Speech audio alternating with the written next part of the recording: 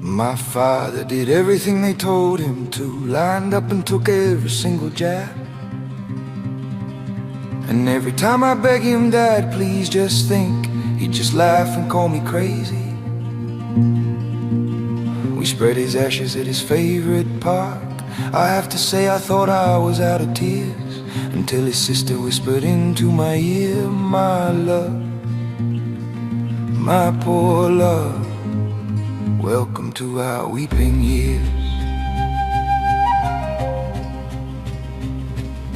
Tanya was a nurse working in the bush. She didn't want to take it herself, but because she loved the people out there, she decided to take a chance. Now she's going through a metamorphosis, because Pfizer gave her multiple sclerosis. Now she lives with her mother in the city, like a ghost watching us all forget her. And while she is still too angry for tears, all I could hear in her burning eyes was a broken heart warning me, my love, my poor love, welcome to our weeping years. Welcome to our weeping years.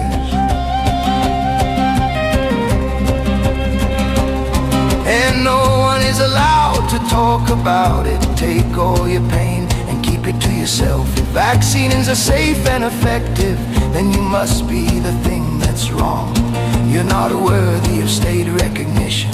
You're not worthy of any compensation, not even worthy of a human singing your song.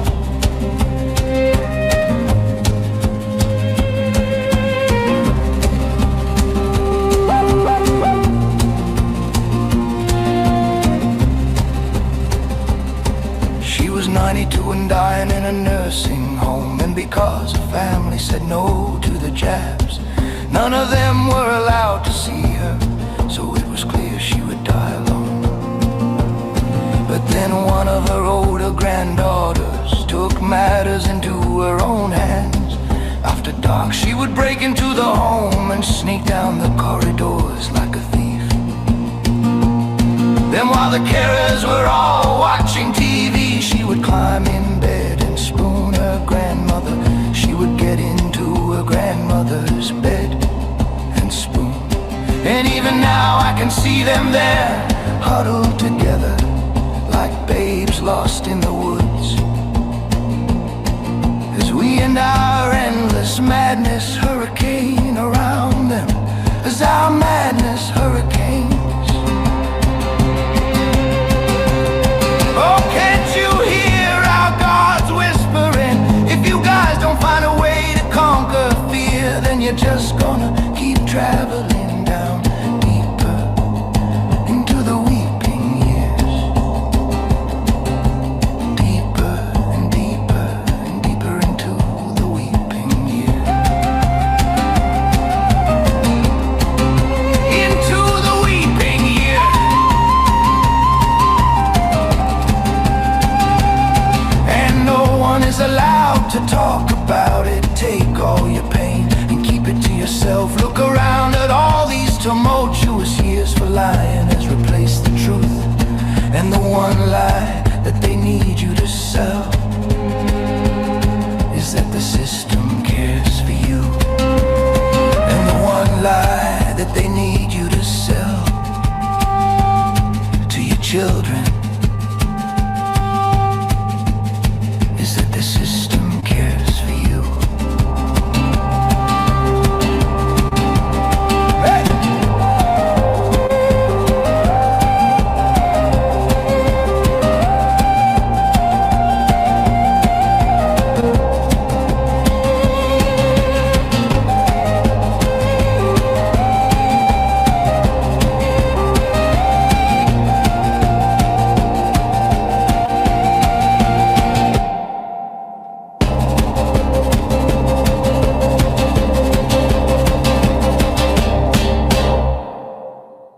Boom. That's Jan Murphy asked me to get rid of the other version of that, which was a bit of a hard rocking version. Jan didn't like it. So we did last night, I did an updated version. And I really like it, and the haunting line is not even worthy of a human singing your song. And just to say something really special, Emily James from the Emily James Trio has actually put her human voice to the farmer's wife song we have about the farmer's wife who lost all her family. So that is going to be coming out soon. So we've got, I wrote it in poetry, got it in AI wrote it in song, and now humans are turning it into a human song. So who saw that coming? Anyway, let's bring in my lovely friend. This is Black Bee, and as a bad cop, good cop. Good cop. Yeah. My Michael, brother, hi, how have everybody. you been since we've seen you 2 weeks? I know there's things been happening we can't talk about now, and you have my condolences for that. Also, the condolences for the loss of your friend. Yeah, thank you. Yeah, If you don't mind, I'll just take a second just to name him so that sure. those that did love him. Yeah, we've lost an awesome member of the freedom community. So Sean O'Shane sadly passed away on Saturday, shortly after his mother died. Unvaccinated freedom family, and just tragic. He was such a lovely, strong, decent, well-intentioned guy. The world's a poorer place. Not him in there. So our hearts and love go out to his wonderful wife Kim and his family. So there you go. Think of the family though. You've lost the mother, and then a few days later you lose the son. You know, I have heard that happen before, but it's brutal. Brutal. Yeah, You know, yeah. I really have a saying. I don't know if you've told it.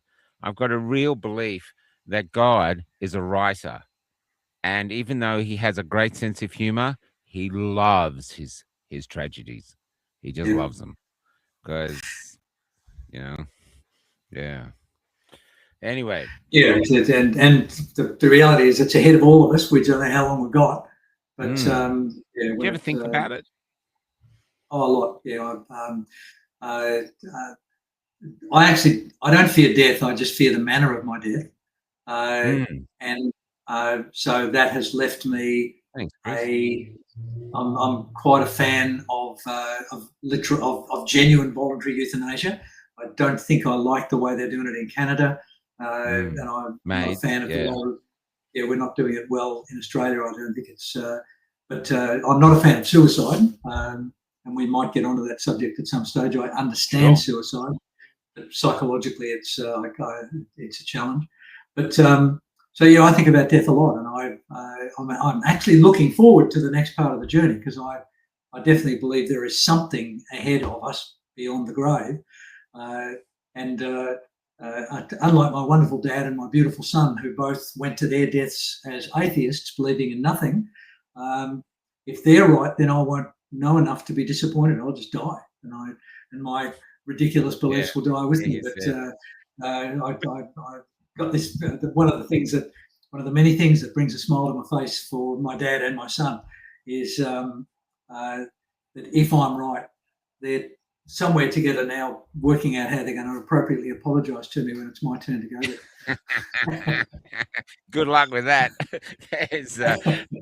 I was at the beach the other day with this woman from basically Hong Kong, China, Chinese owned Hong Kong, and talking about life and death. And we were on the ocean. That's where we met her down there.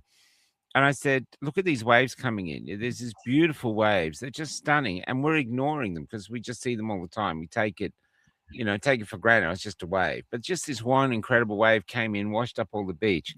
And I said to her, one day that wave's going to crash and we won't be here. We'll be gone. But this beautiful planet will just won't miss a beat. And, and it really, what I learned about death was when I was working in nursing homes and I saw the end, I thought, we're living life wrong. We're living life like, oh, we get to there and then there's a ribbon, there's congratulations, and that's when we'll start living when we're in our 80s and going around caravan. No, the living is now. The living is you're in the finishing line right now. If you're alive now, you're on the finishing line. Celebrate now. And I think it's got the whole thing down wrong. I realize why it's there, but the older I get, the more I really believe that's the case. And the other beautiful thing about nursing homes, which is one of the, I just used to adore doing this. Is we have this world where we've got all this, I think I've told you this, all this material wealth. But when I used to ask the old ladies, what's the most beautiful thing you've ever seen? Babies, straight up babies. That's it. Yeah. Babies. There's never any other answer. Babies. So yeah. I remember studying at university, and we were talking about the Maslow's hierarchy of needs. Most people have come across that. It's a triangle, and at the bottom are your fundamental needs for shelter and food and clothing and those sort of things. And once you've had all of those needs met, you can move up to the next level of needs, which is intimacy and relationships. And then the next level is social and success. And you work your way up. And at the very top of the pyramid is a thing called self-actualization. And it's an unprovable concept. It's speculation on Maslow's part. And he argues that when you've got all of your needs met, you get to a point where you become disinterested in your needs, and you therefore you can lose everything, and it means nothing to you. Because you become this, self-actualized. And interestingly, two of the examples that he gave of potentially self-actualized human beings were Jesus Christ and Hitler. Now, I'm very like Jewish, very much out. No wonder that theory took time. Yeah. Wow, you're linking those two together. Wow. I mean, but I think Christ is a really good example, because if what we believe about Christ is true, he was the ultimate freedom fighter, and he 100%. Like the Last Supper and his interview with Pontius Pilate were both indicators that he knew if he continued following the path he was on, he would die a terrible death, and he just continued because he was self-actualized. He actually didn't care about death. Now, I want to live for a lot longer. I just want to challenge you there. If he'd chickened out, then everything he'd worked for would be meaningless. Yep. The only path he had to give his life worth was to do that. That's the bravery of it. It's like that film. There's a film out called From High Wire where some scientist did a study of vaccines and said there was proof that the vaccines were harming children, and he wouldn't publish it because he didn't want to ruin his career. Yep. So he's the opposite of Jesus. Mm-hmm. Yes. Yeah. Well, I mean, and there are lots of examples of people like that. You had one on Sunday night. Ros Nealon Cook is somebody who. Oh, she's amazing. Yeah. Now she was left with no option but to do what she did, even though it imperiled her and her daughter's financial well-being.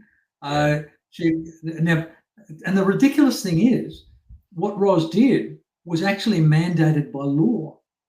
The rules governing the health professionals in 2021 said that if you had any reason to fear that a child or children were at risk in any way, you had a legal obligation to declare it.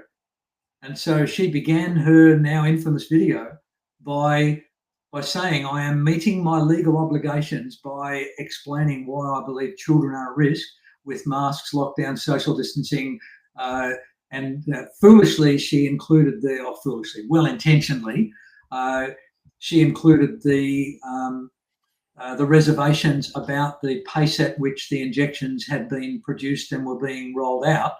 And my profession is not qualified to offer medical advice in any way, and I think that's what they eventually nailed her. But in everything that she said in her video, including the well-intentioned observation on the rapidity with which the injections were brought to market, she's been completely exonerated, and yet she's still blackballed. It's this is that reminds me, actually, she's done all these interviews with us supporting things, but I haven't actually done an interview where we hear her story. So I might reach out to her, and because she's amazing. She is amazing. I suspect she might be a bit tired of telling her story. I haven't heard it, so she can tell me. Yeah. Yeah. So there's things get lost. There's another thing I wanted to bring up though before I show you something, and this is only something small, so I don't want this to be the whole show because I'm going to talk about anything else. But I realize, I think one thing stopping people really living their life to the fullest is the pursuit of happiness. I don't think life is about pursuing happiness. I think life should be about pursuing living itself. And living, you can't be happy all the effing time. It's boring. That's, think of all the great plays, all the literature, all the great songs. None of them would have been written if everybody was blissfully happy. There's great learning that comes from that. And so there's things like that. So I'm not saying I don't want to be happy, but it's not saying like there's a destination, I'll reach it, I'll find the right woman, I'll do this, I'll get the right house and this, and then suddenly I'm just I'm on a rocking chair and I'm, g'day, Lens. How you going? Good, mate. I'm really good, mate. Nah. But the living, I think, if you're on the other side of life, say like your father who's waiting for you and you're wrong, if you're on the other side of life, I think you'd be yearning to live, even the painful stuff and this and this. You'd want this, exhilarating experience, even though it breaks you and you're still alive. This is living. It's mediocrity that I struggle with, the day to day. And that's why I wanted to show you this. My life has changed dramatically. This is tonight's studio. Watch this. Oh, it's no sound. Hold on. There. And it's a bit too expensive to stay in caravan parks every night. So you look for free camps. And this is where we are tonight. Here's the full moon. And we're on the top of a mountain near Tenterfield, or actually not near Tenterfield, we're about 130 k's away. And there's only been one ute pass and one motorbike. So they say it's overpopulated. We've been here literally all day and nothing at all, except nature and now, of course, the beautiful moon. So we're doing a talk to Lindsay tonight. It's called Surviving the Weeping Years. But last night's show...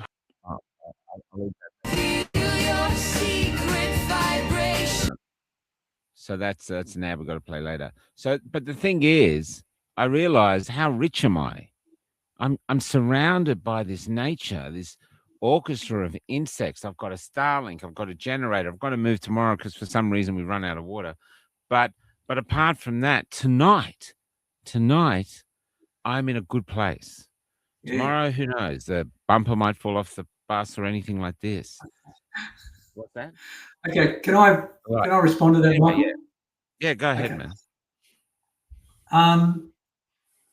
I almost never use the word happy in my therapeutic work.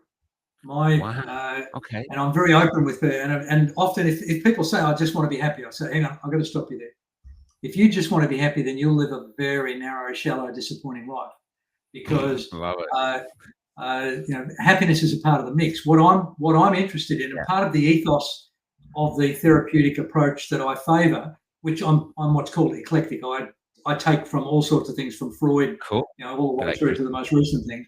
But acceptance and commitment therapy is the main backbone of what I do. Yeah.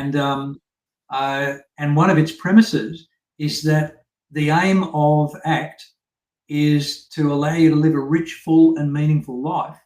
And if you can achieve that, and ACT is called acceptance and commitment theory, which means you've got to accept that life is tough, and you've got to commit yourself to deal with the tough parts as best you can and to exploit the best parts as best you can.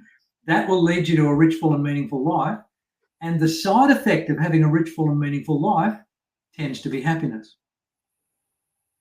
I get it. So that means I have the grief of losing Sean on Saturday. That grief is tempered with the joy of having known him and having engaged and respected him and recognised the contributions that he brought to the world and his the legacy that he's left behind and his genes and his memory and all those kind of things. And so it's accepting the harshness and the tragedy, but committing to having a rich, full, and meaningful life in the face of that. It's not adversity that is the problem. It's the manner in which we deal with adversity. And unfortunately, the counter side of that is oftentimes people won't stop and look around the mountaintop as you did in that video. They take the joy and the bliss and the magical moments. They not only take them for granted, they don't even notice them. And that's where Maslow's hierarchy, if you can get to self-actualization, your day can be enriched and fulfilled by seeing a spider's web covered in dew, or a fresh rose opening up, or seeing the curve of your wife's chin as she sips on her cup of tea. Now, there's 100 million things that can bring a smile to your face. There might be 100,000 things that can bring a frown to your face or a tear to your eye, but I think we've got an obligation as the only intelligent species in real terms to exploit our lives as much as we can. Sorry, I'm laughing at Jason. Yeah, they're all here, mate. I found them. They're all missing in Australia. This must be like an insect sanctuary. There's thousands of insects here. Butterflies, like all different colors, and things in the bush, yowies, you name it, they're here. So that's beautiful, Lindsay. That's really beautiful, because it's, as I'm getting older now and realizing I have a limited time left on the planet, I'm closer to the grave than I am to the womb. And there is gratitude now despite all the losses. I'm still alive. I'm still here. There's a gratitude. And when you're driving around in the bus through all this beauty, it's quite staggering. You know, it really makes you humbled. You think, wow, you sometimes wonder if God created us just to have an audience, you know? Well, that's a great sentiment. I like that as a thought. That's brilliant. The dinosaurs didn't like the sunsets, you know, that you didn't have Tyrannosaurus Rex going, oh, look at that. Look at the sun. You see the moon? No, they didn't do that. They had to be eating each other. You know, there's where we've actually reached a point where we can stop and look at the wonder of the world. I mean, there's this forest is so full of old trees, and some of the trees are just have staghorns growing all the way up, and the evening sun or the afternoon sun was just dappling all the way through them, and the camera can't capture the beauty. And then Callie saw a face in this old tree just because the sun was hitting in the proper way. We'll put it up tomorrow. When we walked back, it was gone. So we just hit it at the right moment with the right sun in the right place. Bang, we see this incredible thing is gone. And we're kind of the same. You know, blink and we're gone, like your friend. And we try to hold on to the Charlie Kirk, but he's gone. You know, it's incredible, really. Life is just right. And I'm not willing to let go of the idea that there is some form of intent behind it. I don't believe in a God that's pulling the strings, but I think the universe has been beautifully crafted, and the Earth is a tiny microcosm of brilliance and beauty within that. And we are individually miracles, the way our bodies work, the way our eyes work. I remember when we did physiological psychology at university, we spent a month on how our eyes work physically and psychologically. And I was a pretty capital A agnostic at that stage. I was begrudgingly acknowledging that there's probably a God, but I don't need to have any engagement with him. But after a month of just looking at how our eye works, I've openly said to my classmates, I think I believe in God. I don't think, I cannot construct any logical scenario, because there's about 5 different functions in our eye, and the absence of any one of them renders us blind. And so, so you can't imagine an evolutionary process that allows you to gradually build one thing on top of the other, on top of the other, on top of the other, which ultimately is an eye which has got depth vision, color vision, a pupil that can contract and expand to allow for too much and not enough light. And almost every other animal on Earth has got the same visual apparatus, some better than us, some not as good as us. There are some animals that see in infrared. There are some animals that see by scent. There are some animals that see by sound echoes. But the reality is, there's a moth. sorry to interrupt. This is how there is a moth. The bats chase the moths. And there is a moth that does something, makes a sound which affects the bat's ecosystem. So I can't find it. You know, and you like look at the platypus. No offense, but the platypus looks like an art project from a kid. Look what I did. I've got a duck's bill and this, and it lays eggs going. And you mentioned butterflies before. Do you know why butterflies have an iridescence on their wings? No. It's because they have apertures that are so, you need an electron microscope to be able to perceive them. And they are so small that when light enters them, the light changes and it becomes something that we struggle to reproduce. But at that microscopic level, those beautiful, simple animals have got a sophisticated capacity to change the way light refracts, and it results in the beautiful blue or orange or red iridescent sheen. It's you can pragmatically say that 100 million years ago there was a black butterfly, and it brushed itself against a flower or something, and all of a sudden it was more attractive to the girl butterflies, and so it had more babies, and you can build that argument, but oh my God, who would be interested? I think it's much more viable to say, what a brilliant piece of design. Yeah, that's right. And there's look, I actually think that's a really interesting discussion to get someone up here who's pro-evolution. I do think things can happen with species, like dogs, you can change dogs and stuff. But, since Darwin came out with this theory, where is some brand new species that's like no other species? Where's the new platypus? Where's the new echidna? Where's the new elephant? Where's the new anything? Well, In a few short 100 years, we have changed. We've, our height and our musculature and our body weight has changed reasonably dramatically. I've only got an anecdotal report of this, but my dad visited a beautiful castle in England, and he commented on how many suits of armor they had for children. And the guide said, no, they were the actual knights. That's the size the knights were. Oh my God, they're tiny little people. Yeah, we're about that much taller than the tallest person in the 14th century. You are. I'm probably the same size. Even you and I would be taller. I'd be a giant then. How big this guy is? He must be 5 foot at least. Get him on our basketball team. Get out of here, you freak. So going back to what you're saying, just with the weeping years, this gratitude, which I never used to have, but this real wonder and gratitude of the world is helping me cope better with all the obstacles I face. And it is that, and it's just, I think if you get outside and put your phone down and get outside, and I have been trying to do that more, and you just look at the grandeur and the wonder. Sometimes if you get up in the morning, even if you're heading to work, and you look at the clouds look like a constable painting. And they're just there, and they're never going to be that way again, ever in existence. You're probably going to get that cloud. You're watching as a one-off unique masterpiece. You're so used to it, you think, oh, the world sucks. That's why I tell people come up. Somebody said it to me the other day. He said, oh, this is hell. I said, well, if it's hell, someone used heaven to paint it. And it's, this is how we are. And anyway, so this is my technique.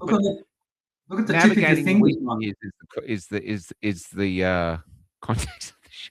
Look at the tip of your fingers, Michael. There is a unique fingerprint on the end of every one of your fingers. I know. Not only do you not have two of the same fingerprint, there isn't another one. There isn't another one of these fingerprints anywhere in the world. Yeah. How crazy is that? How can that? How can that be? Yeah. So anyway. All right, so navigating the weeping years. To tell you something weird with that, with that fingerprints, I was 15 years old with some mates in a market in Perth, right? And there was a palm reader there who was like in his 50s. And I just thought, bullshit. So everyone was sitting down going, yeah. Anyway, so I sat down with him. I went like this. And he's looking and looking, and he's just going through the same rigmarole. I'm just thinking, bullshit. And then he came across this really strange fingerprint that I hadn't even realized I had. I'd never seen it. And it's this strange, it's a bizarre looking one once he showed me, and he looked at him and, hang on. And he looked at it, he got his glasses and he looked at it, and he came back, and then he went away, and he came back with this big book, and he was going through the book, and I was sitting there, and he's going, "You're going to make a living as an artist." And I had no art apart from writing, which I didn't show anyone. He goes, "Yeah, you're going to be a significant artist. You're making a living as an artist." I said, "Doing what?" He goes, "I don't know." I'm like, I was 15 years old. I was just trying to get laid. I just wanted a girlfriend. Doing what, man? And so, but that was really strange things like that. And you meet Indians and other races, they're fully into it. Numerology, this, they don't, they soak it all up. But our culture sort of goes, bullshit, bullshit, bullshit. Yeah. So there's a few things like that have thrown me, Yeah. Yep. Anyway, back to the show. Well, 31 minutes in, and we're finally starting the proper conversation. So the thread that's weaving through our recent past conversations is the idea of grieving a loss of innocence, and I think the weeping years is representative of a recognition of the awfulness of life, that that the yin and yang of life. And I agree with you earlier when you said that most people are looking for happiness, not realizing that if that was what they achieved, they'd have a pretty pointless existence. Yeah. And so it occurred to me that we'd spent very little time talking about the phenomenon of trauma, and the idea that we were discussing last time about this Cartesian crisis of suddenly realizing that you've got two opposing pieces of knowledge available to you, and they can't coexist.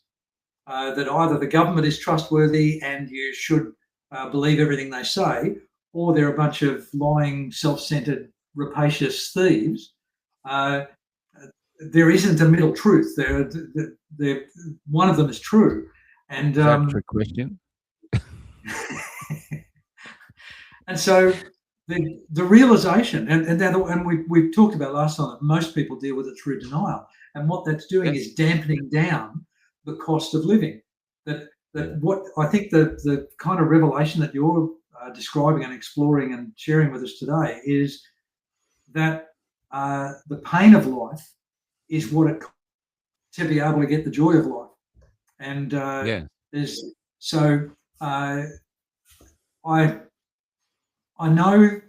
have known people in my life that appear to have been blessed. They appear to have met their high school sweetheart, and they've had what seems to be an easy ride. And but the reality is you've only got to know them long enough to realise that there is either a skeleton in the closet, or they eventually hit a wall of some kind. And that's really tough. That's where the weeping years come in, where you can't remain in denial, and the awakening, the reality that that something awful is likely to happen to you is very, very confronting. And so I thought we might spend a few minutes talking about the idea of trauma, if that's okay with that. Yeah, sure. Okay, so I know how much you hate to talk, Michael. So so I thought I might just start by giving you an opportunity to define trauma for me. If you could, what do you think trauma is? Oh, well, there's various degrees. You know what I mean? There's the traumas which are acts of God, things you can't control, losing loved ones, car accidents, and stuff like that. Then there's the trauma of things you can control, or trauma of things that you've done wrong, which has caused pain to loved ones and burnt bridges, and you can't get back because you burnt them, and you have to deal with the loss of that. And so there's trauma.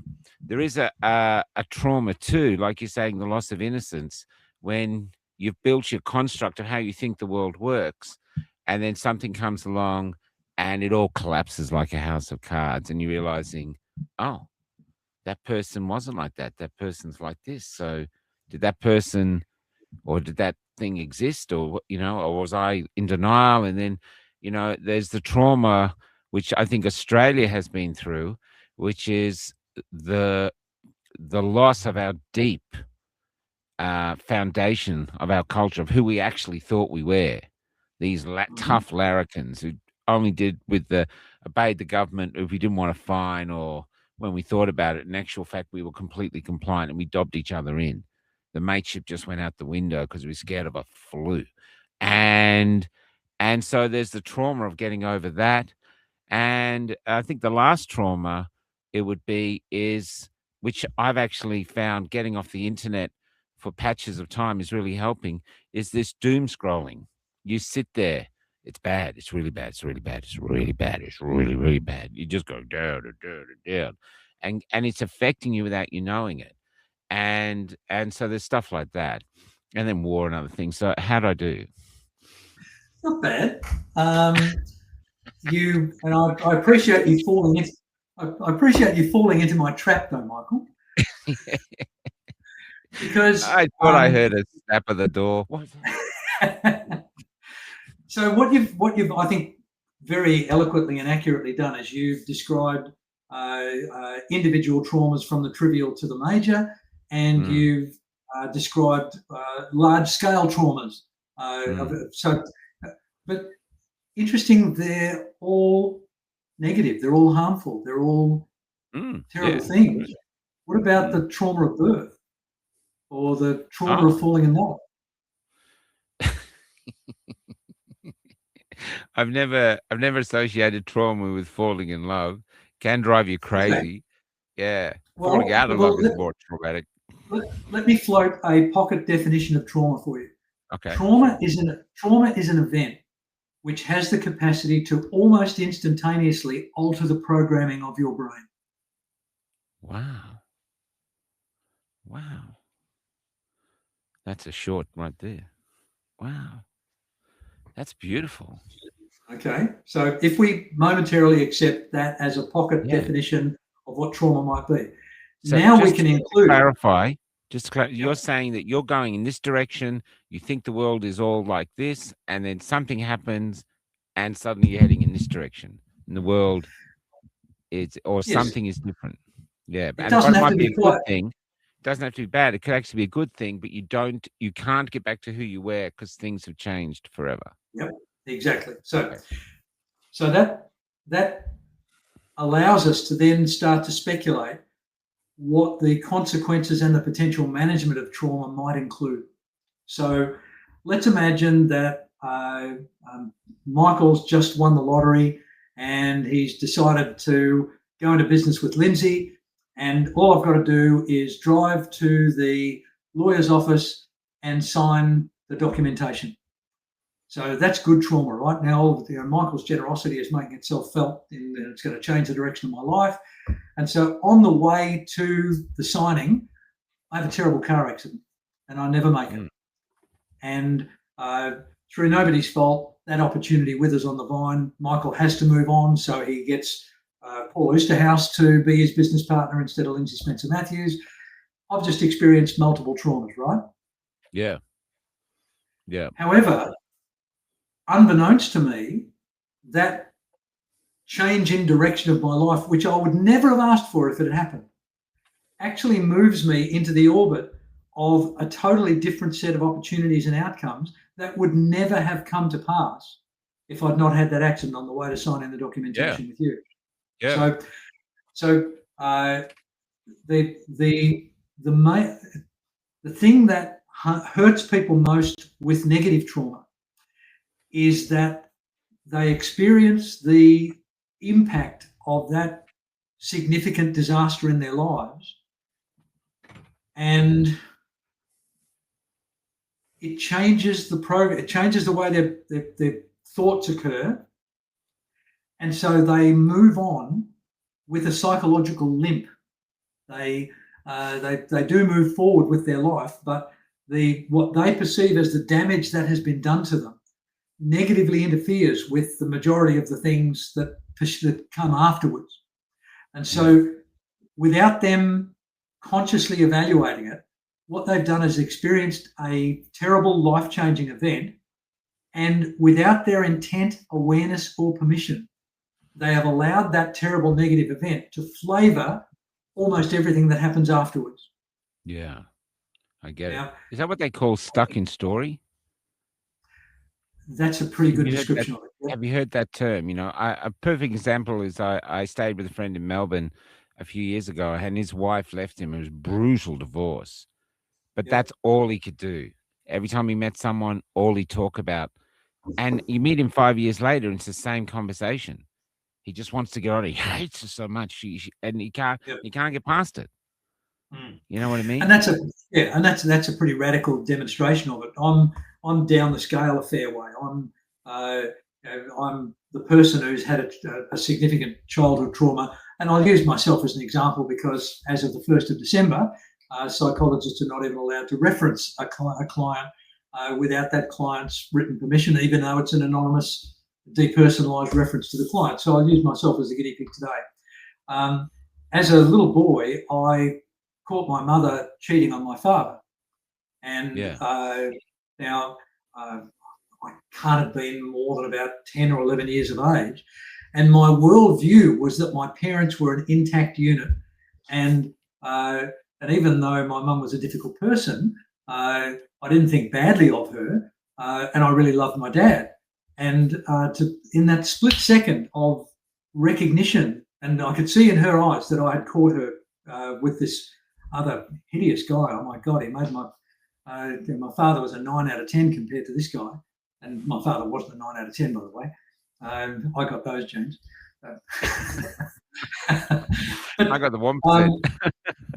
Now that was a traumatic experience for a little boy. It completely changed the emotional direction of my life because all of the things that I accepted as bedrock solid were suddenly in the wind. So now, over the 60 years that have passed since that moment, I've undergone a lot of life's experiences and done a lot of introspection and a lot of work on myself. And I didn't even revisit that moment until a bunch of years ago, probably 3 or 4 years ago.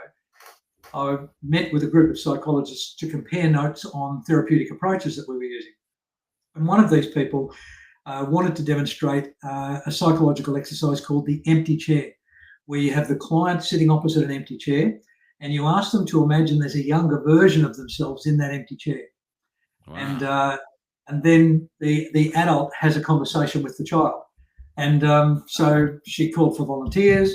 I counted to 10, nobody else volunteered, so I put my hand up.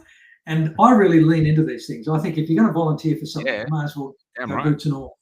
And so I completely surrendered myself to the moment. And so there was little 10 or 11-year-old Lindsay sitting opposite me.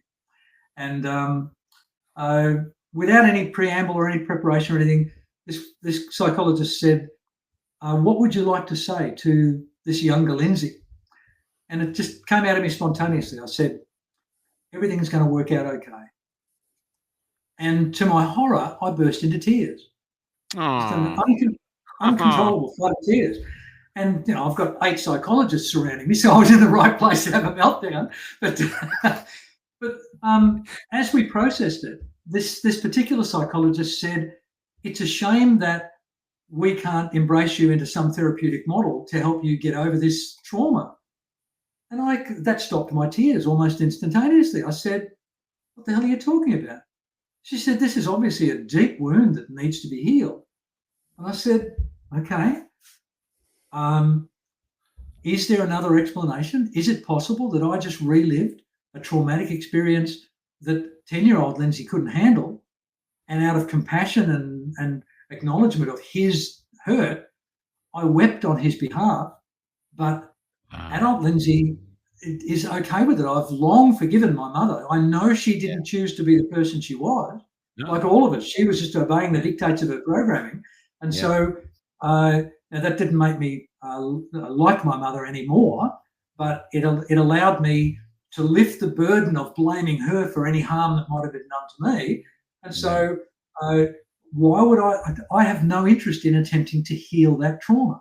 But it's a scar that I wear proudly. It's a psychological scar, but if anyone manages to get me into that place again where I can be in the room with that little 10-year-old boy whose heart was broken, I'll probably cry again. Yeah. And that's okay. I don't want to. Yeah, I don't want to be an unfeeling bastard. I don't want to lose the pathos of the moment. And so where I'm trying to take us with this, after your very relatively predictable description of what trauma is, it's a terrible thing. It's a terrible thing. It's a terrible thing. It's a terrible thing. They're almost always changing things, and sometimes changing things is painful. And sometimes, it doesn't matter what you do. Even if you sit in your lounge room and do nothing, you will change. And trauma is a painful manifestation of change. And so, sometimes painful. Can I just interrupt you just a sec? I want to refer to what you went through to show you how much of a trauma it is to find your mother like that. There's one of the most famous plays of the last century was Death of a Salesman, where the father idolized as a young son. I think his name is Bud or something. But Bud used to idolize his father, who's just an ordinary traveling salesman. And on one of his trips, he catches his father.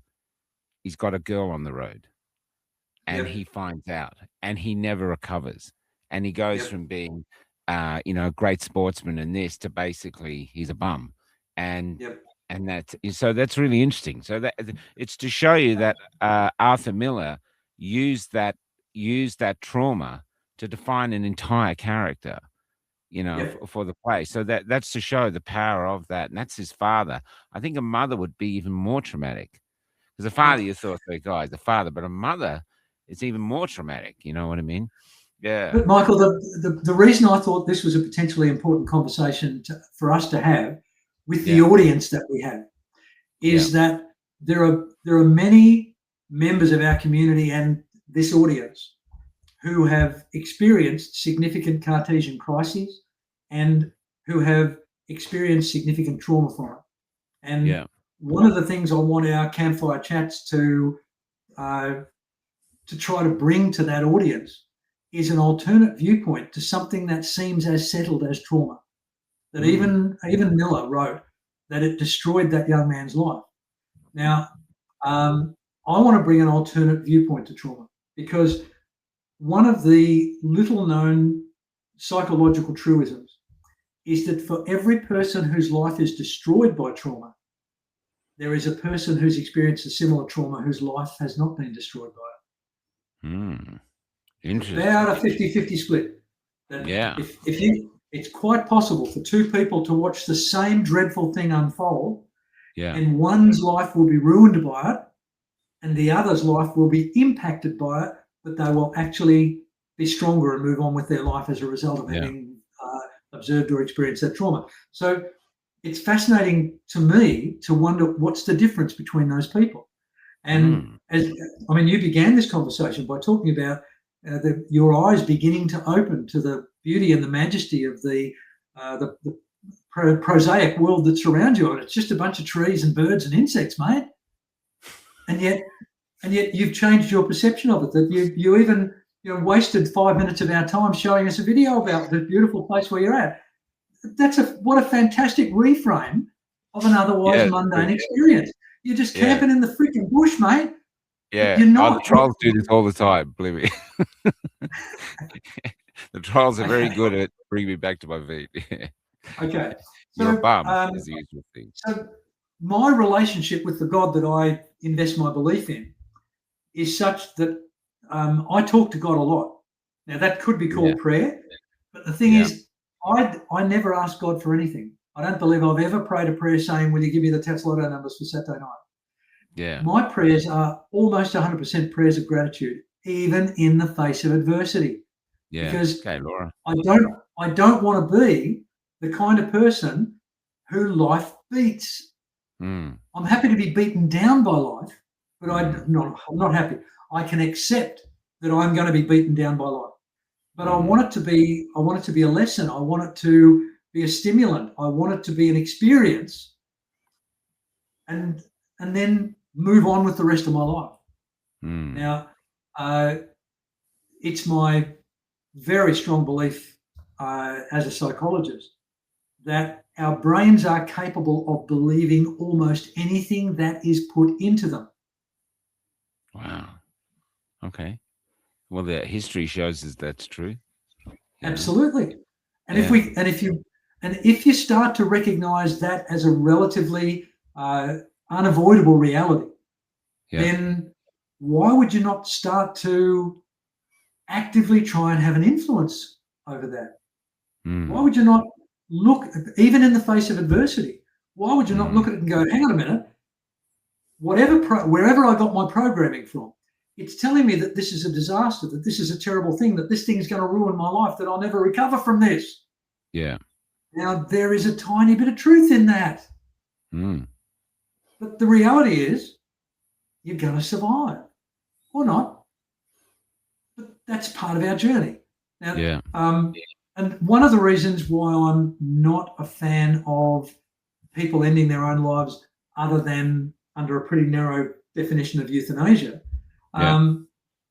is the people who find the pain of life intolerable to the point where the only way they can end the pain is by ending themselves. That to me is an incredible tragedy. There's an old story about a guy, a South African guy, who got sick of farming, making no money, and so he decided to read up on geology, and he was going to go out and he was going to find diamonds or gold or something. And so he sold the farm and he spent the rest of his life fruitlessly trying to find diamonds or gold or oil or whatever. Do you know the story? Yeah, no, I often think like that. You know, to be an artist is like that. Especially if you haven't been published. Yeah. Well, the name of the company that bought his farm was De Beers, the biggest diamond producer in the world. They own all of our diamond fields in Australia as well, by the way. But the story, as I've heard it, is this was their first big strike, and it was this guy's farm. If he'd only put a shovel in his own backyard, he might well have found diamonds and been the richest man in the world. That's a great story. That's a great story. It's it's a great story. I love it. So in terms of the weeping years, in terms of the reality and the inevitability of trauma, and in terms of the impact and consequences of trauma, if we as individual humans accept that our brains are malleable, I will know things in 5 years that I don't know today. And there are things I know that I didn't know 5 years ago. That to me is undeniable evidence that I can change what's in my head. So if I can change the data that's in my head, why can't I change the behavior and the attitudes and the beliefs and the reactions that are a result of what's in my head? So that means when tragedy or adversity or hardship or disappointment or heartbreak strikes, it's perfectly reasonable and understandable and almost necessary to grieve it, to allow to give the pain its head. It's harmful not. And in a casual conversation, I might have been on air actually a couple of campfires ago. You made a comment about some cultures wail their grief. They keen. In order to process the grief. Yeah. Yep. You know, people in the Arabic states, you know, they do that, or the Iraqians around the older cultures, you know, they do that. I can't do it. That haunting thing they do. Yeah. But it's the Greeks do it. I know this. They bash their heads. It's interesting. We keep it in stoically. You know. So what that is a form of social programming or cultural programming where the people from within that culture are taught to expiate their grief, and it works. It doesn't mean that they're uncaring. It doesn't mean that they just shrug off the loss of the person that they loved. It means they actively embrace the grief, and then they equally actively embrace getting on with life. Yeah. Yeah, it's Yeah. staggering, isn't it? Um, But they don't so keep I it think, in. They don't keep it in and let them rot the person from the inside. Because yeah, what we do, like a perfect example, I'll give you a perfect example. You'll be at Christmas dinner, and say your sister has a breakup in say February, and you feel sorry for her, and you call her a few times, and by about the end of March, you're sort of going, yeah, well, probably time to move on. And she gets the call from everyone. And so the end of March, she's lost her husband. She doesn't know what she's going to do. And she can't talk to anyone because everyone, apart from a few very, very close friends, everyone else is going, well, time to move on. And so she mhm, never mentions it again. She goes through life and you think, oh, she's fine. She's doing well. And then you're sitting down at Christmas dinner and suddenly she bursts into tears and leaves the room. yep, And so, this is our culture. Keep it in, and then people break. I think this causes a lot of suicide. The people keep it in, and there's an isolation to our society because we're so terrified of what people think of you, but what people think if you do something. But in these countries, you can bang your head and scream and out loud, and you let it out. No one cares. Have you yep, seen? Look, I'll show you something. The difference. mhm, Okay, how old are you? So you're in your 70s, right? yep, Fantastic, 75. Yep. fabulous looking 75-year-old. You're walking. I'm sitting in a cafe, and I'm watching you walk down the street backwards, hitting your head like this.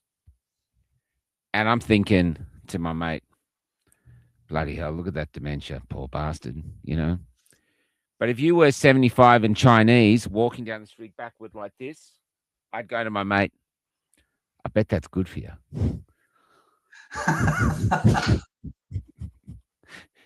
Because the Asians don't care.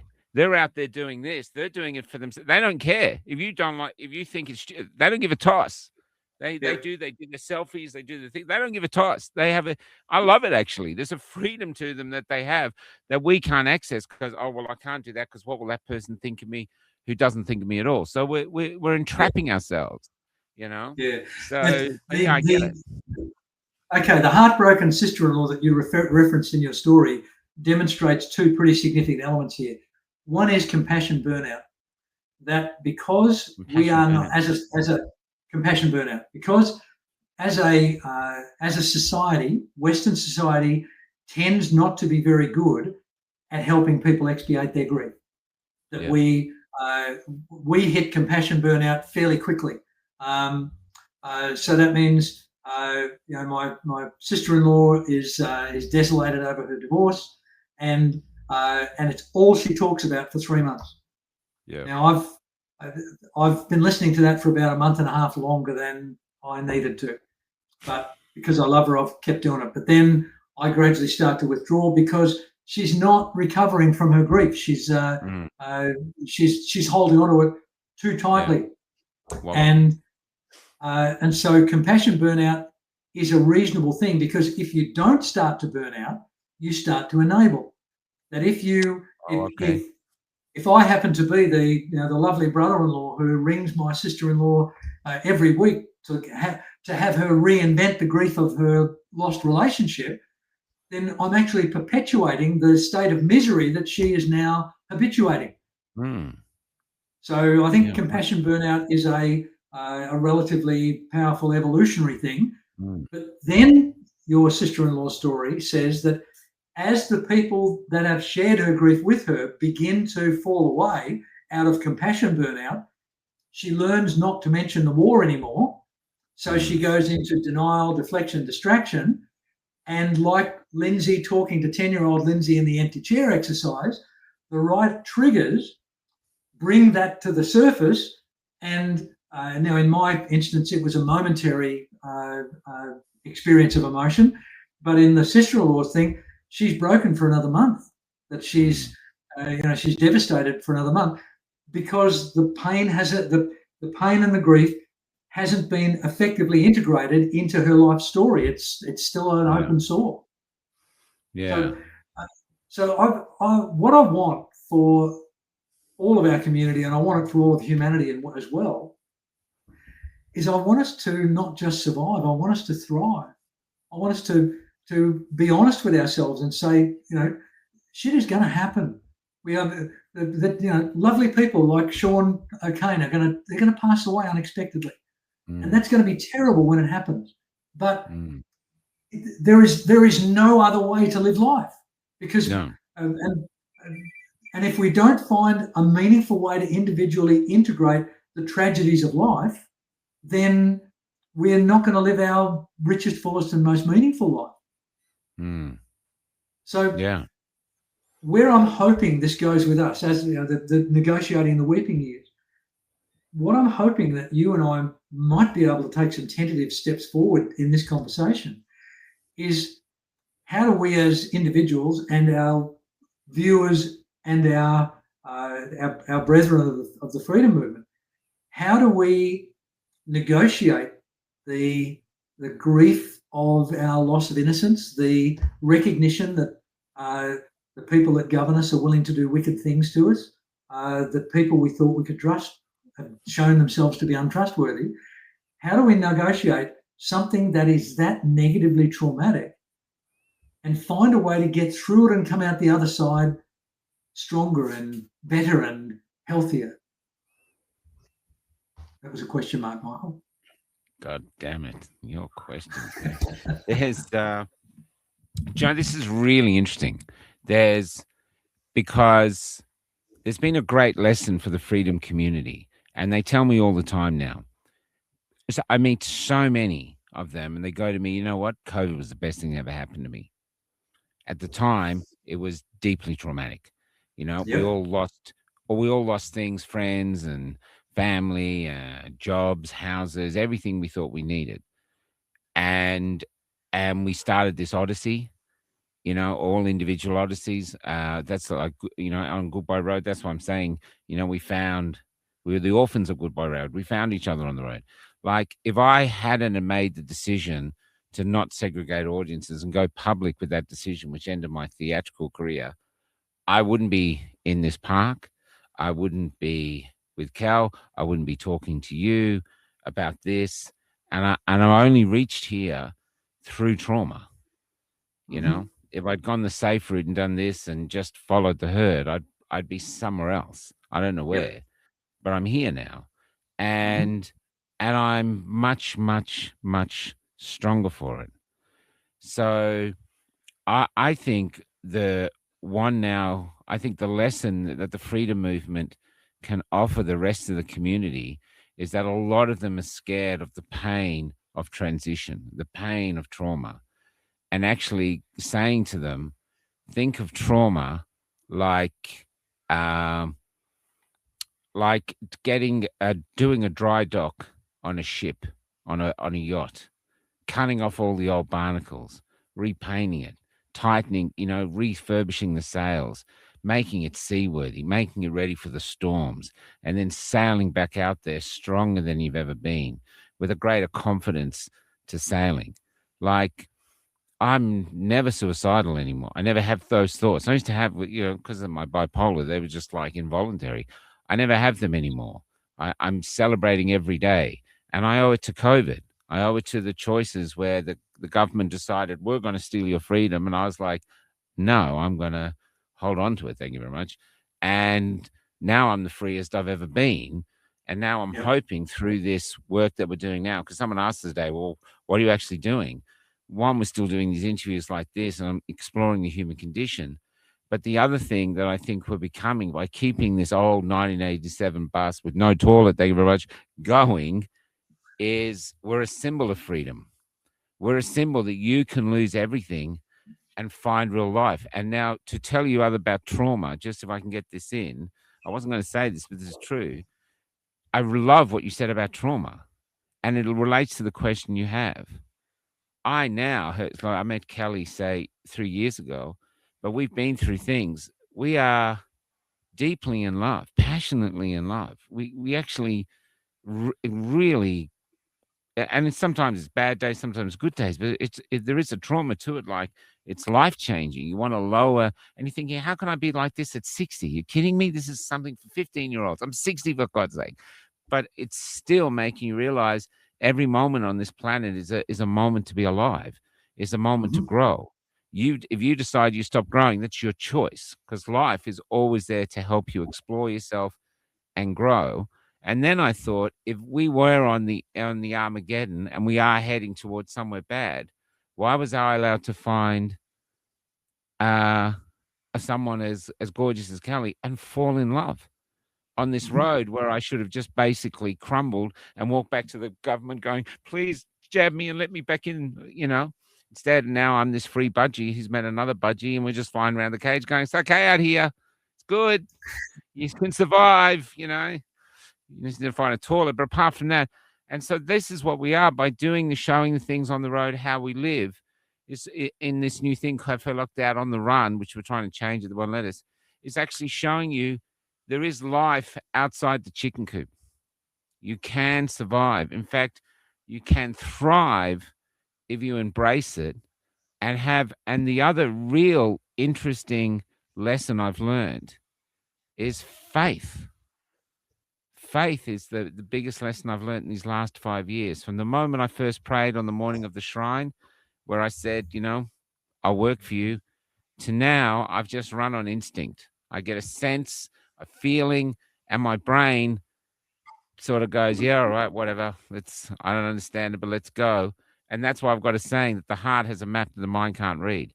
And so these are lessons. So this is why I'm the best, even though I have my issues, I'm the best version of me that's ever existed in my time on the planet.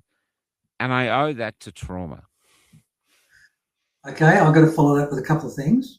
We'll come back to the chicken coop. Can I answer the question? How do I do? 6 out of 10? Not bad. Not bad. No, not bad. I think we're morphing into something nice. You're a better version of yourself than you've ever been. Yeah. What are you going to be like? What are you going to be like in another 10, 15, 20 years, Michael? Oh, well, with Kelly breaking my balls, probably sort of in an asylum somewhere, maybe. I don't know. But there's I'm kidding. I don't know. And that's where I live now. I live in the I don't know. I don't know what's happening in the world. Yeah. Michael, I know where you're going to be in 10, 15, 20 years. Okay. You're going to be in a better place than you are now. You're going to be better than you are now. You're going to be stronger than you are now. You're going to be better informed than you are now. There are so many things that are going to improve. And guess what? They're all going to involve some form of cost. Yeah. So life is just because you've reached some perceived nirvana right now, you would be how dare you not look forward to the future and say, wow, if I'm this freaking good now, how good am I going to be in 10 years, 20 years, 30 years? Yeah. How dare you think that you're in some form of stasis? Yeah. Now, it's awesome. I think you need to respect and appreciate and love the moment that you're in, and you need to optimize it and exploit it as much as you possibly can. You can't just waste your life living in an imagined future. No. You also can't waste your future by not imagining it. No. And it's the other thing that I'm loving doing is inspiring people. Like George Keswick did his first album ever using AI music because I did it. And he's there and he's selling it and he's over the moon with it. He's got his own music. There's other things like that. And I'm saying, here we are at this older age and we should be just going, oh no, that's not the way you do it, mate. You do it. This is the way we always done it. I'm not thinking like that because the world is changing so fast. You can't think like that. Correct. You have to be open to opportunities. And I don't want to be a doomsayer, but I think there's room to speculate that we ain't seen nothing yet. And I'm not just talking about totalitarianism. I'm talking about financial challenges, societal breakdowns. There is all sorts of interesting potential traumas in the future for all of us. And if you move into the future with an expectation that there will be both beauty and hardship in the future that lies before you, then maybe you get the opportunity to do what you're doing today and looking around your campsite and experiencing the raw beauty of it. And then when the trauma comes, you say, okay, I guess I've got to take my rubs now. I've got to take the knocks. No such thing as a free lunch. what have I got to solve? How have I got to get through this? Will I survive this? Whereas the commonly defined and experienced version of trauma that you began this conversation with, and I thank you for that, is that it's a terrible thing which debilitates us. Yeah. Now, there is truth in that observation. Trauma is often a terrible thing, and it often debilitates us. But I want to believe that we've got some capacity to influence the magnitude and the length of time that we experience that debilitation. That if we see it as a thing that is colouring our life rather than a thing that is ruining our life, then we are likely to survive it better and quicker than by just surrendering to it. Does that make sense? Mm-hmm. Yeah, so, it does. So what I want now, there's another thing for the freedom community to try and get its head around.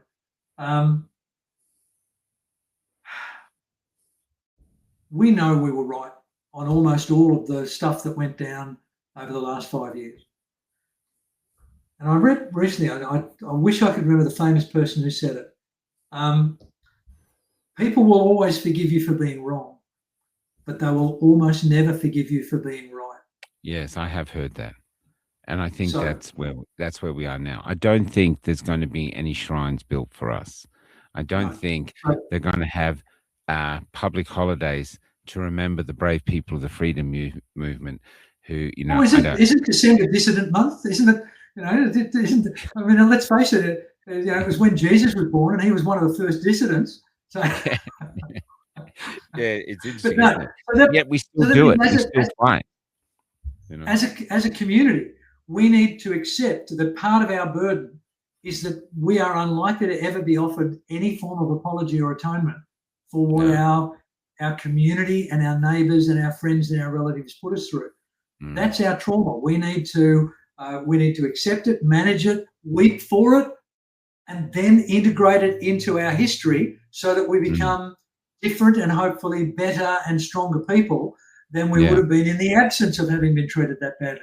Because I want to be wrong about what I fear for the people that did not dissent during COVID. Yeah. Oh, me too. Look, this is a great segue because I've got to play this B thing now.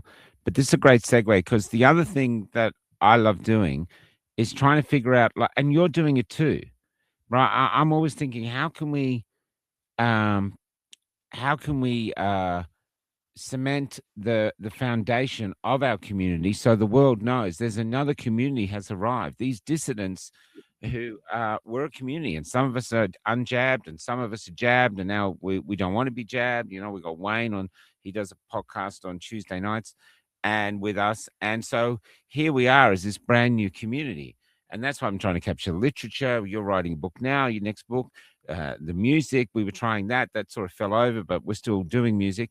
But the other one was identifying each other, because one problem our freedom community has is we don't have hippie, we don't have tie-dye, we don't have a uniform, we don't have a turban, we don't have these things. So we have to find each other. So this is what the Be Free thing is about.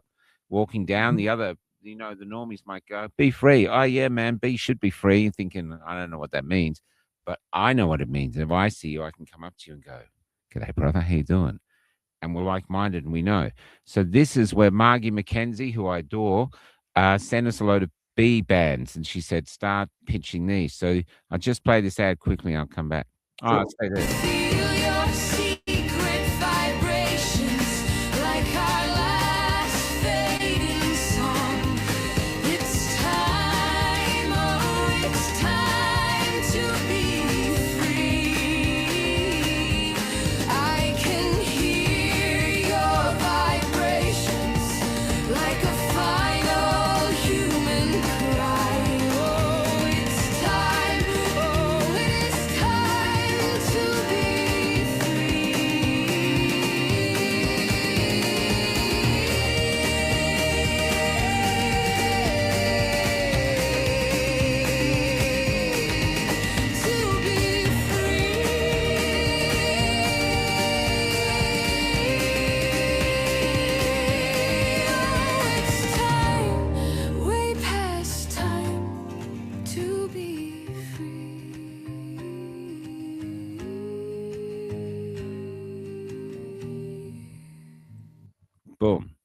This Awesome. is wow. I've got it on here. See, like a little band. So if you don't have the courage to wear the hat with the Be Free, it doesn't have Be Free on it, just the B. If you don't have the, you're worn out, you don't want to go into battle wearing freedom on your shirt, but you just want to have a little bit about you, say you're part of the community, wear this. And people do look at the bands, and then you're out there, and then somebody looks. And I'll show you the most beautiful thing that happened. We first started with 832 here, and I think 832 is the symbol of our destination. We want to live in a world of truth because we can grow from the truth, but we live in a world of lies. So that's our destination. But this is a symbol of who we are. Now, when we started 832, I had this incredibly beautiful story. A woman was in Mitre 10 in some tiny little town. And suddenly this man standing next to her, and he's going, 832. And he looked a bit aggressive or a bit agitated. 832. She said, yeah, because she had on a hat. And then he hugged her. Now, he'd escaped Melbourne and he was hiding in, this for various reasons. I won't go into it. And he was just going to town, very lonely, very isolated. And he saw a ute. And on the back, it had an 832 sticker. So he ran around the store looking for the 832 person, and he found this woman. That's what the B's for. We are not alone, but at the moment we can't find each other because we look like everybody else. There's nothing that defines us and that separates us. And that's why we're looking for gentle symbols that people can wear. Earrings, if you make earrings or anything, or the cap like you, sometimes with Be Free, sometimes just the blue bee. And it's just like a Christian fish. We're looking, because I think there's great strength in us. The more of us accept who we are and be proud of who we are, and we've got a right to be proud, even though the whole world is going to go sovereign citizens, apprentice terrorists, cookers, these things, anti-vaxxers, anti-science, whatever, hate, shame. And they're only doing that to make sure others don't join us, And so if we go the other way and go, well, there's our music. When I had my last play on, the Brothers play in Melbourne, one thing I loved was playing the music of the freedom movement, all these songs that no one had heard. And people were coming up to me going, yeah, the play was great, man. The play was great. That music was pretty cool. What's that music? And they're doing it on their phones. They can't find it because it's not on Spotify. It's not my music. Then this was other artists I was collecting. And that made me think, this is how we do it. It's slow. It's not going to change the world tomorrow. But bit by bit, it will grow. And it'll be unstoppable. Because what we're offering to Australia and the world is, you don't have to go into tyranny. We can embrace humanity and find power amongst ourselves and head off in a different direction. And that's what, like in Nimbin, I interviewed this young homeless guy. He can't, and he's homeless on purpose. He can't live in society anymore because all I'm going to do is work till I die. For what? He's looking for another form of life. This woman from Hong Kong is in Australia on this 6-month visa, going around looking for another way to live because she doesn't want to live under a social credit score system. So I believe there's an exodus happening, but at the moment we don't know where to go with it. And the whole freedom movement, we don't have a destination. I agree. We don't know where we're going, but maybe we're not meant to. Maybe we're not the ones that reach it. We're the ones that are just going, okay, we're going to pack up and leave now. We're getting our things together, even spiritually. Even if we can't leave our house, spiritually we're changing. And then bit by bit, that's what I hope anyway. And that's why I called the novel Goodbye Road. Yeah. I'm very strongly connected with all of the sentiments that you expressed there. The one thing that I didn't hear, and I'm sure it's omission rather than disagreement, is the reason that we tentatively call these conversations the campfire chats is it's because it's the safest and least intrusive way to proselytize is to build a cheery campfire in the wilderness and be having a good time around it, so that the people wandering in the wilderness are attracted to it. And now we cannot meet them with criticism or judgment or snarls. We have to be a safe and comfortable place for them to land. Yeah, we have to be the prodigal son's father. Yes, we understand, we accept, we forgive. But the thing that is pretty much not negotiable is the essence of freedom. Yeah. Now, the other problem we have, though, I have to say, no, I don't want to interrupt too much. The other problem we have, being the prodigal son's father, is there's so many vegans now. So you'll slaughter the fetid calf, and then we're going, oh, actually, do you have cucumber? Sorry, go ahead. Go ahead. Sorry to interrupt you with a dad joke. I'm sure we could weave the phenomenon of the vegan into this narrative that we're discussing here, but let's just let it slide as a real dad joke and get on with it. So yeah, I think as individuals and as a very thinly spread community, we really need to be giving people opportunities to connect and to be heard and to recognise and then to potentially process their own grief, because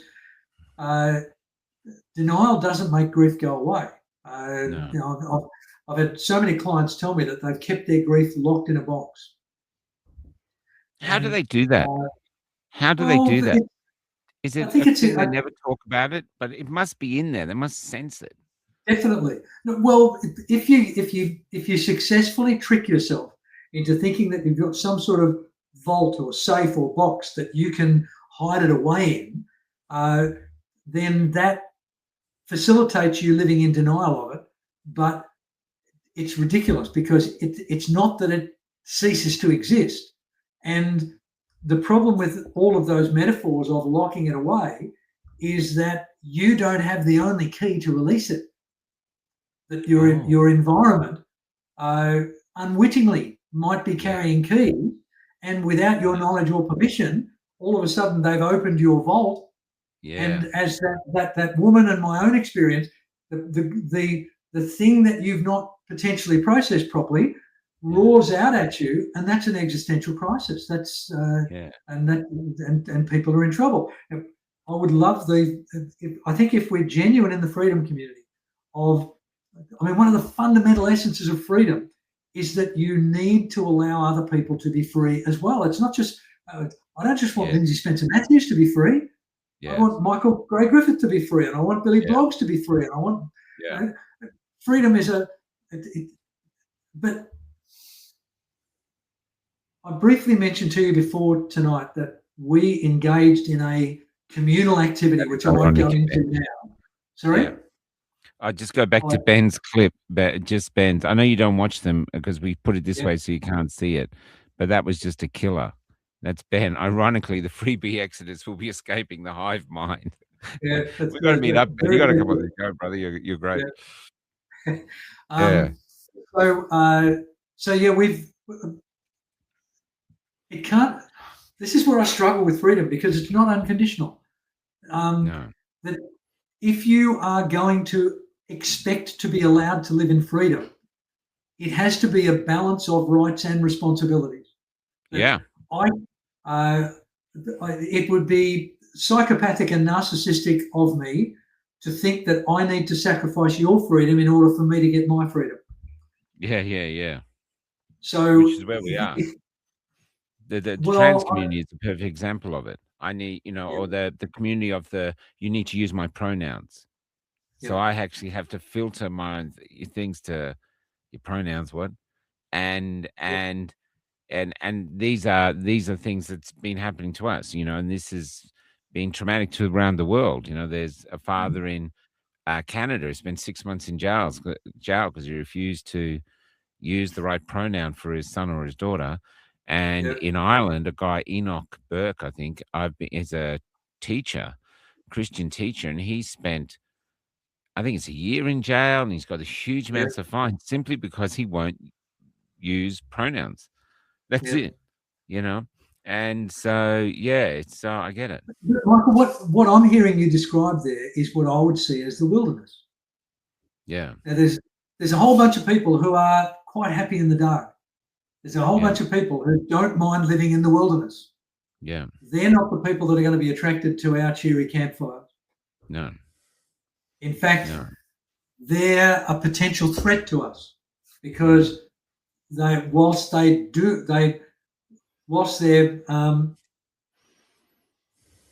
masochistically enjoying living in the wilderness, they want everyone to live in the wilderness, because if we're sitting around our cheery campfire laughing and singing Kumbaya, that highlights just how miserable they are living in their self-imposed wilderness.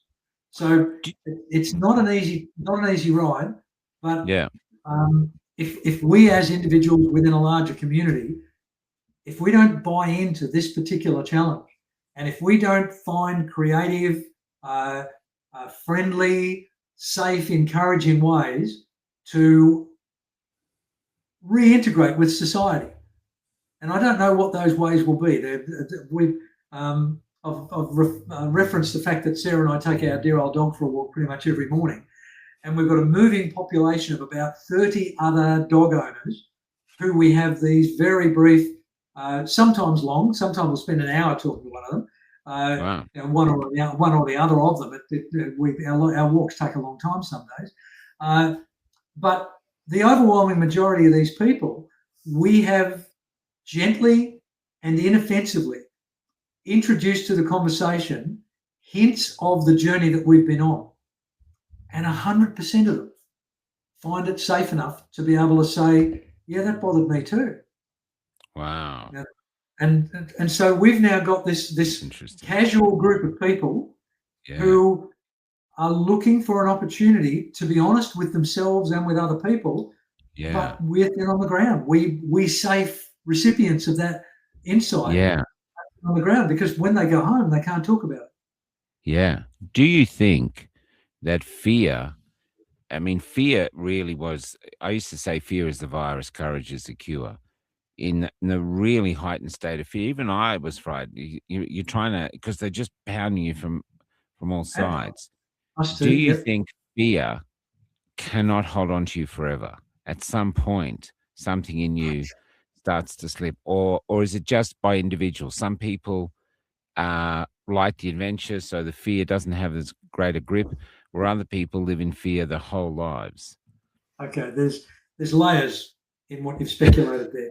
Well, you're throwing huge questions at me, buddy. I'm lobbing it back. Okay, so fear is a very motivating and ancient phenomenon that we've touched on recently. Yeah. In general terms, I agree with you that you eventually stop being afraid, unless the environment wants you to be afraid. And we are in an environment that very badly wants us to be afraid.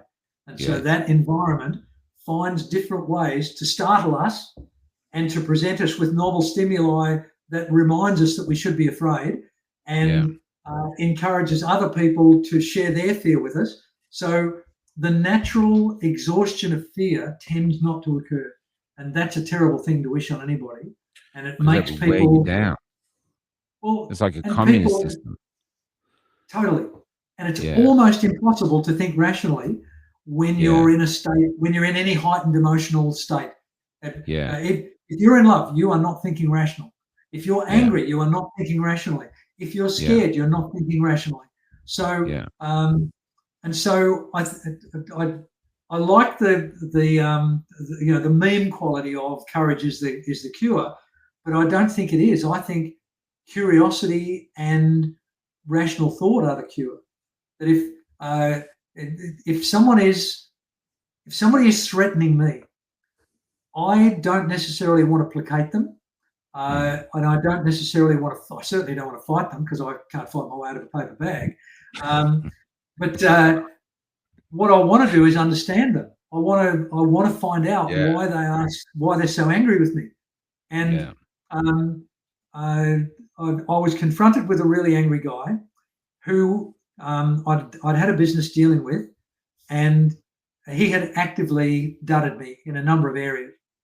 And so I was now carrying on the business that I'd purchased from this guy, and I was letting it know within the fairly small community that business operated, that this guy had done some bad things financially, that he'd stolen things, that sort of stuff.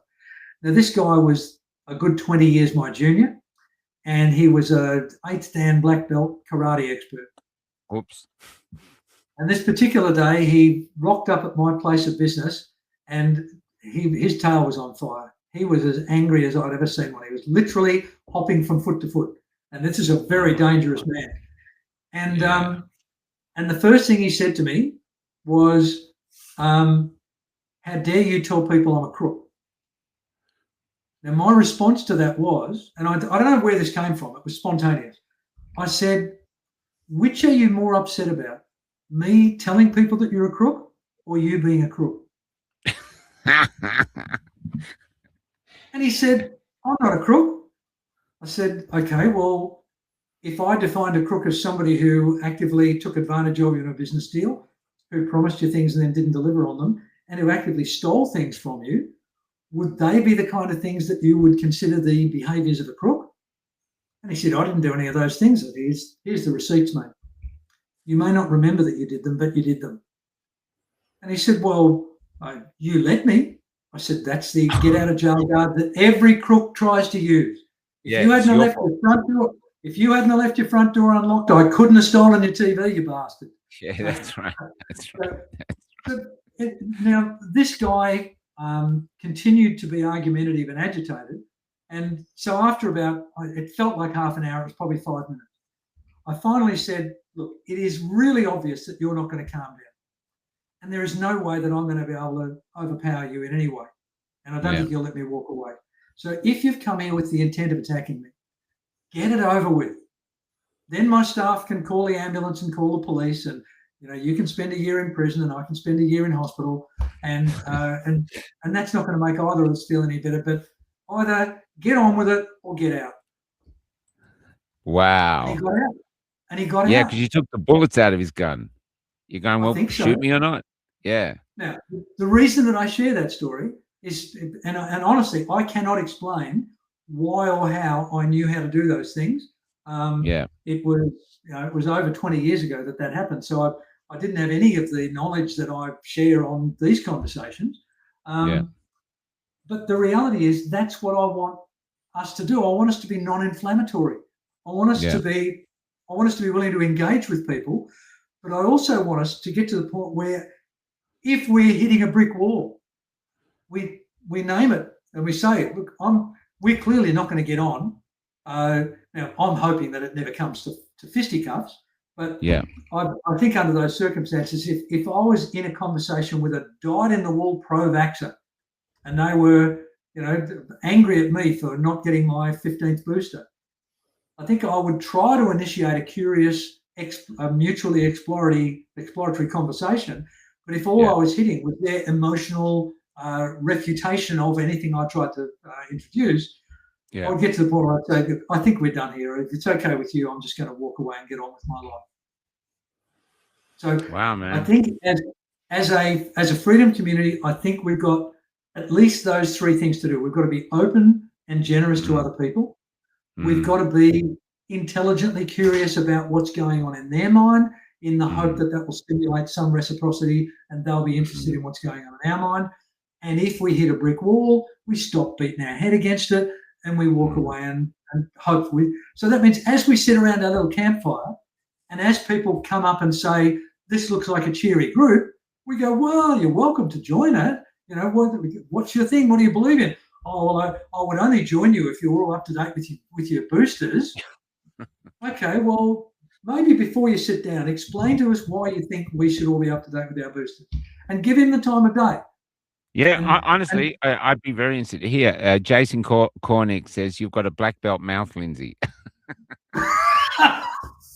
Oh, he is so clever. So he's clever. Great, man. Wow. He's fantastic. He's going through a lot of trauma too. Believe me, I'm not going to say it here, but Jason, he's a great guy. You are a great guy, Jason, but he's a bit too tall for my liking. He's about a foot taller than me, which annoys me. But anyway, apart from that, he's a great guy. I'm immediately suspicious of tall people. So, he's great.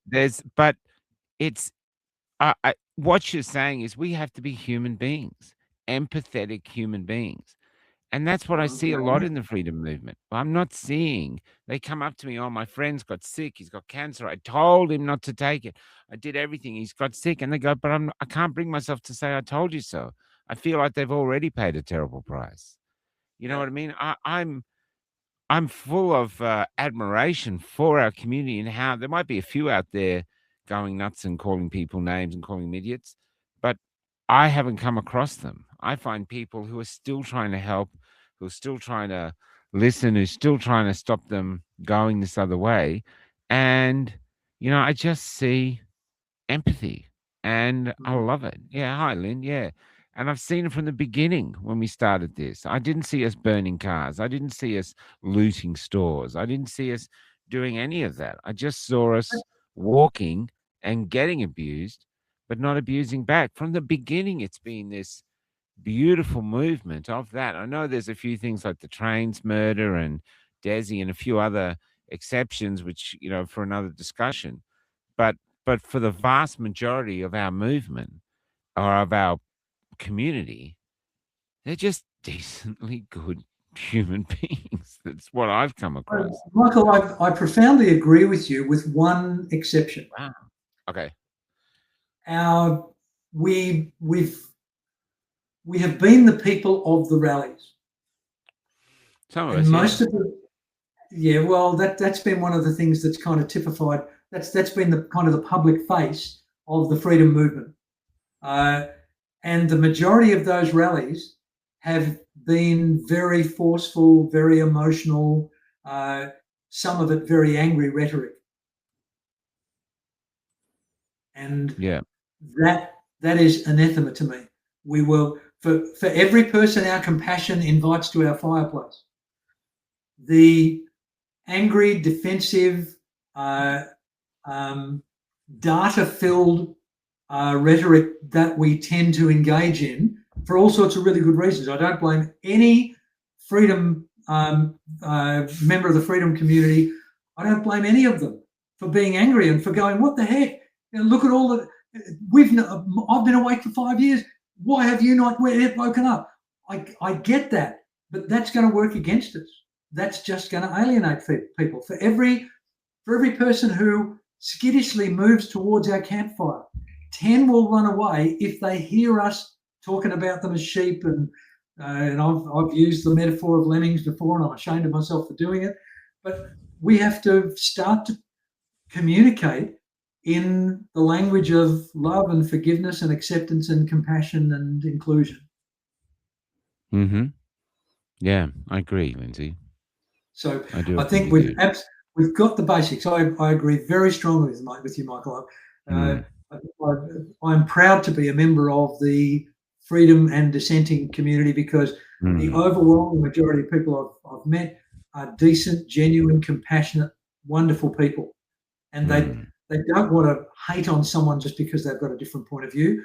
But after the onslaught of hate that's been levied against our community, it's understandable that we would want to be able to get some of our own back.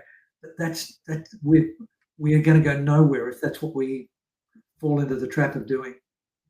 And so compassionate, genuine curiosity, I think, is the way to open other people's hearts and minds. If that's what we're fanning the flames of our little campfire with, compassion and love and humor and generosity and acceptance and forgiveness, if they're the things that we're promulgating, then you and I have got a robust adult relationship where we are capable of disagreeing with each other's points of view, but it doesn't stop the brotherly love that we have for one another. No, that's right. That's what I love about this show. We disagree all the time, and then here we still want to do the show. And that's fading in society. People can't talk anymore. Yes. In our community we can, but others can't. That's because there's so many secrets. I know. If you've got all of these locked boxes full of your trauma and your lies and the nonsense you've done and the stupidity that you've done, then it's very difficult to have a real conversation with somebody. And I really want our community to be the one where, as a fairly profound example, the people who did get coerced or tricked or conned into having an experimental substance put into themselves, if they come to us, as they do, you and I have had many, many experiences where people have come and said, I wish I'd never had it. Now, every time that happens, in my experience, I say, my heart goes out to you. I wish that had never had to happen to you as well. what are you going to do next? Yeah. And Yeah. it's not a big deal. It's not a deal breaker. It's not an us and them anymore. It's a so what? You did that. You know, let's move on with it. Let's survive it. Yeah. Yeah. Rather than keep it a secret. Yeah. I love it. And this is we are living in a world of lies. Now, everything on social media, no one knows if it's AI or real. There's just lies, Yep. lies everywhere.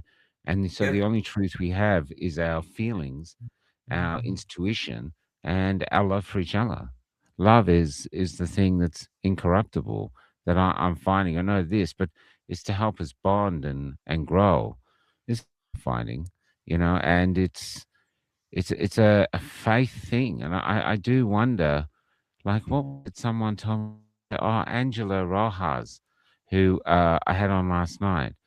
4 years ago, she used to be a masseuse, medial masseuse, and then had some children. So, and then she walked into a library and found some pornographic books that the state was selling to kids, and all alone, basically, for 4 years, she's been on a journey to try get them removed. And recently, she got a meeting with the Library Board of South Australia, and she won them over with all her dedication. And now they're removing them, or they're putting them in a 15 plus section for children. You have to be 15 plus to look at them. And she's done all that by herself and it's a love for her children and decency and her belief in God. She said, I just kept asking God and he told me what to do. William Bay was the same. William Bay said he always turned to God and he had the huge victory against all the odds. So maybe we are in biblical times. And so now I just have a faith. I think this instinct, maybe I'm delusional and I'm crazy and I'm heading a dead end. But so far, after 5 years of following that voice, I haven't reached a dead end. Yep. I just managed to keep trickling through and adding my little bit to the greater dialogue. That's all I really do. Yep. And yeah. The thing that jumped out of what I just heard you say was, if you've got genuine faith, if you genuinely believe that there is something beyond humanity, and I fully believe that, if you believe that, then I find it difficult to comprehend how anybody could knowingly do something to harm other people for their own benefit. If you believe that there is anything after death, then there has to be some reflection on, if I'm going to look back on my life, am I going to look back on this moment with pride or embarrassment? And if I'm going to look back on it with embarrassment, then I need to do something different to what I'm about to do or what I'm doing now.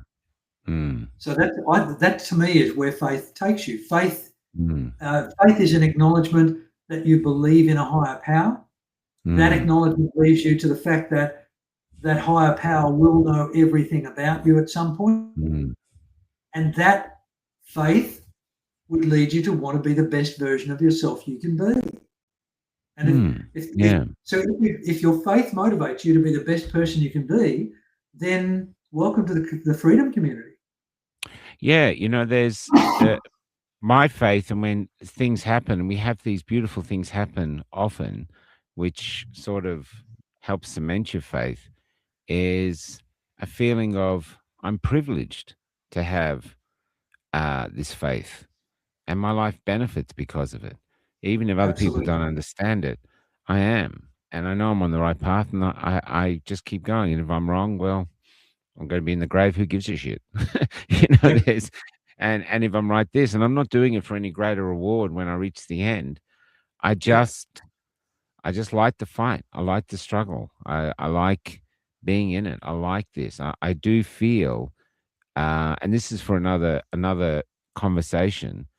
I do feel our community, through its wealth from the pre-war era, has been following false gods, mainly materialism. And I think we're reaching a point now where the materialistic God is just not serving our souls, is not nurturing our souls. And people, bit by bit, are looking for something far deeper and richer to life. And I'm seeing a lot of young kids saying that, like the young man I interviewed, Jamie. And so, anyway, so I'm Okay. part of that. Now, as you know, I don't read the comments, but I just glimpsed at one that came up. David, I think it was David Deacon. He said, "What if you don't have faith?" I think that's a great question. How would you respond to that, Michael? Because I've got a response to it when you're done. So I never. We'll try and finish by 2 hours. I never used to have faith, David, and I became the playwright I became, not by ever once calling or asking God or even thinking about God. I just worked my ass off, thinking we'd get somewhere, and persistence. It was only after COVID, when COVID turned up, I'd literally spent a year or 2 years reaching my dreams, despite everything. I was happy as a pig in muck. And, but then in order to remain in my dream, David, I would have had to segregate audiences. And for some reason, this guy who's, never been a pillar of integrity or anything in his life, just an artist, suddenly got out the world and said, I'm not doing that because, segregation is a culture, so I won't participate. I refused to comply. And I lost all my dreams that I've been working for ages. And I still didn't have faith then until the morning of the shrine, where I was so terrified that the police were going to beat the living shit out of me because they'd already pepper sprayed me the week before. And it was so horrific. But I knew if I didn't stay, there was a good chance my son or my son's sons would be fighting real bullets, not rubber bullets. And I prayed that day saying, I have to stay. I know probably people have heard this. I have to stay, but I can't stay because I'm too frightened. So it was like I couldn't leave and I couldn't stay. So I told him, if you take my fear away, I'll work for you. And my fear I still remember it. It was like someone had flicked off the fear switch and I just felt strong. And then I just strode through the rest of the day, even though I got shot and beaten up and all the other arrested and all this other shit. It never fazed me because there was something else inside me, and it's been inside me ever since. And I have all these people come to me, I've got to find Jesus. You've got to find Jesus. I go, well, thanks very much for judgmentally deciding that I haven't, but maybe, who knows? Anyway, so I just live my life by that. I don't preach about it too much to people, but that's the main architect of my existence now, is waiting for intuition and which way to go, with no future at all. Yeah, it's all yours. Okay. It's an interesting, and obviously, you and I have touched on the evolution of your faith a couple of times. And part of me wants to say, and this is one of those moments where we may find each other disagreeable, Michael, is that I think if your faith is triggered by what you believe to be a message from or a gift from God, then I wonder whether that's true faith. Okay. I think I don't doubt that I don't believe in coincidences. I think things tend to, but I also don't believe in a God that is manipulating the strings from Mount Olympus and we're just his puppets.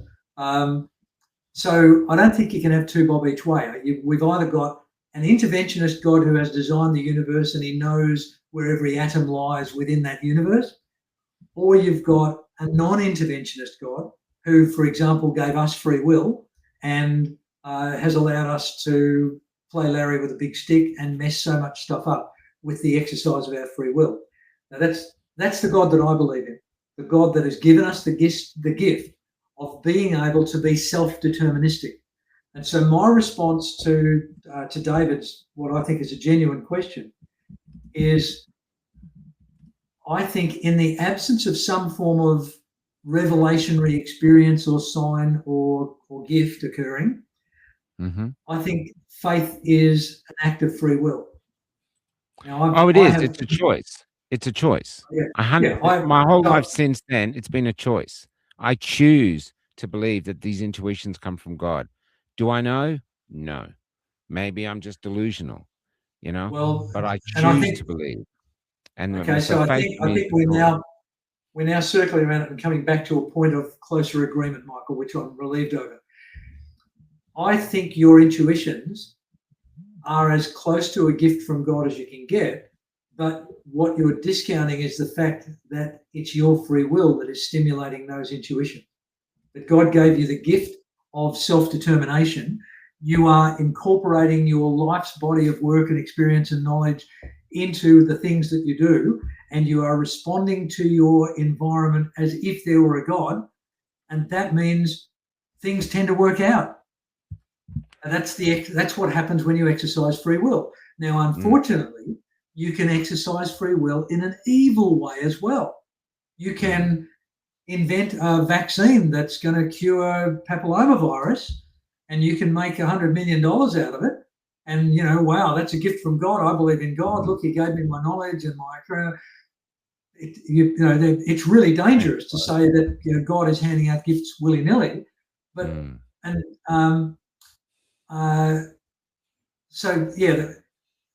I think we're hovering around the same point, Michael. It's just I'm stuck a little bit on this idea of godly determinism. I want to believe that it's your creativity. I do not believe that I am any more important to God than a leaf falling off this tree. All I know is I asked the universe to remove my fear so that I could stay, and it went. And because I'd made a promise, I'm obligated to live up to that promise. And I've chosen to believe it's that there is a God and there is a force of good, and I'm fighting on that side. But am I right? Only time will tell. I'll probably go to the grave not knowing either way. But it's a choice that I've made, and I don't really seem to question anymore. It's quite deep in me. And but to show you another perfect example, I remember I was at Fort Bill with Bill Lober and the mob, and they said, "Where are you going next?" It's just for my heart attack, about a week before. And I said, "I'm waiting for orders." That's what I said to him. A half an hour later, Michael O'Neill calls me up. It says, "Michael, I'm going down to Sydney and then to Canberra to do some campaigning. You free?" I said, "Yeah, I'm free." He goes, "I'll pick you up in the morning." And I turned to Bill and I said, "See, orders." That happened, man. Yeah. And I think the universe and our environment is an amazing symphony of opportunities and so-called coincidences. And I'm not willing to discount the fact that there might be some godly hand involved in stirring that pot. But I'm trying to divine an answer to David's excellent question. That if something has not convinced you to have faith, what do you do? Well, the pragmatic psychologist in me says that if I want to learn the banjo, I have to take my banjo down off the wall and practice it. If I see these crazy dudes talking on Cafe Locked Out occasionally and talking about their experience of and their investment in faith, and it sounds like a pretty good thing and I wouldn't mind some of it, then I've got to take it off the wall and I've got to practice it a bit. I've got to speculate. I've got to say, if I had faith, what would change? If I had faith right now, where would my thoughts take me? And my thoughts would take me, well, I have faith that there is something, and I have faith that that something has an interest in the leaf on that tree over there, but it also has an interest in me. And that means if, like that leaf doesn't take a holiday. That leaf doesn't have weekends off. That weekend doesn't get leaf loading or sick leave. All that leaf is done. All that leaf can do is be the best leaf it can be. And so God loves it. Why would we be any different? Just because we've got free will. Why would we not try to be the best me we can be? And if faith leads you to do that, then why would you not embrace faith? But if you need proof for it, now that's a whole nother story. That's you saying, there's the murderer standing over the victim with the knife. If there is a God, let him stop me killing. Let him stop me killing. That was the Moors murderer. The Moors murderer said that before he killed one of the children. Ask God And to stop. but that's not a faith-based belief. That's a belief in an interventionist God, and apart from people's intuitive and personal experiences and miracles, there is the only evidence that there is a God is the iridescence on a butterfly's wing. Yeah, very true. Yeah, well, maybe next fortnight we should talk about this based on David's question. Cool. Because an Irish truck driver said to me, a cousin of mine, he said to me, I can't do an Irish accent. To be sure. He said, Michael, there's no atheists in foxholes. Yep. So maybe you got to get a few rubber bullets fired at you there, David. Then you suddenly might find some faith. I don't know, brother. Absolutely. But Absolutely. they go from there. Yeah. Anyway, I've Right, got to well, call it quits now. Fantastic show, Lindsay. Love it, brother. And we're going to go out with the song we started with. And so this is me using AI now. And I've just told you that Emily has taken one of our songs and so is another thing we're looking at now. So here, we're living in amazing times. Yes, and I love the rework of the song too, by the way. What's that? Love the rework of the song. Yeah, oh yeah, well, you got to keep Jan happy. Anyway, so take care, Lindsay. I'll see you in a fortnight. Bye-bye. See you later, everyone. Cheers. See everybody. Bye.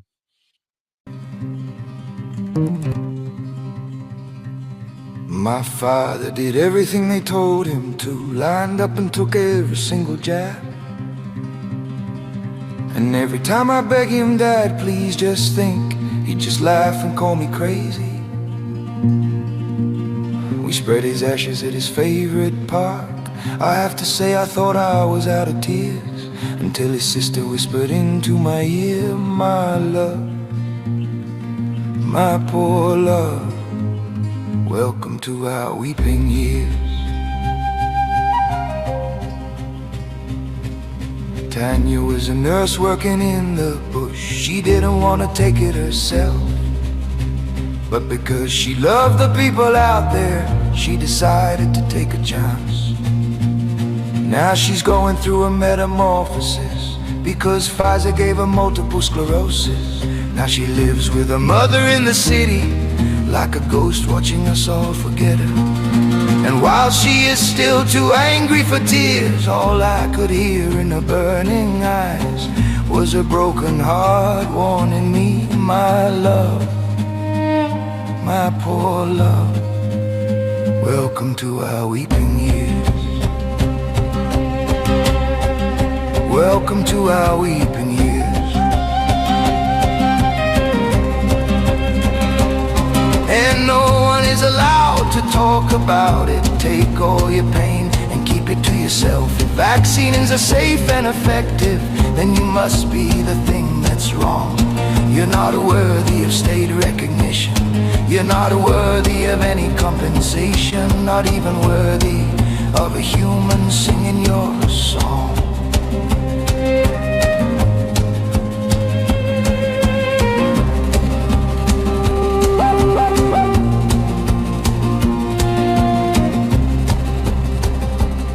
She was 92 and dying in a nursing home, and because her family said no to the jabs, none of them were allowed to see her, so it was clear she would die alone.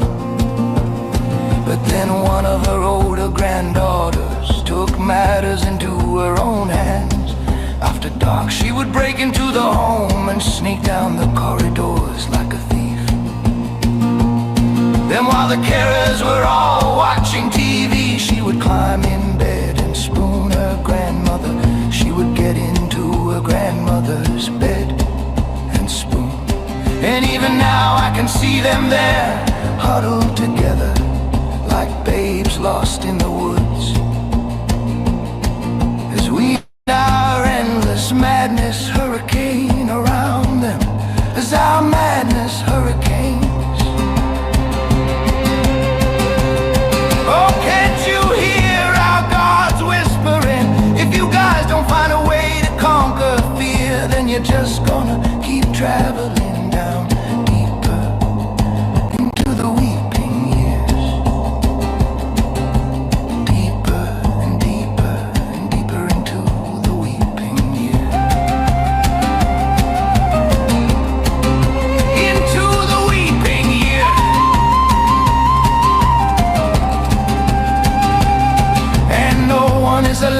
to talk about it. Take all your pain and keep it to yourself. Look around at all these tumultuous years, for lying has replaced the truth, and the one lie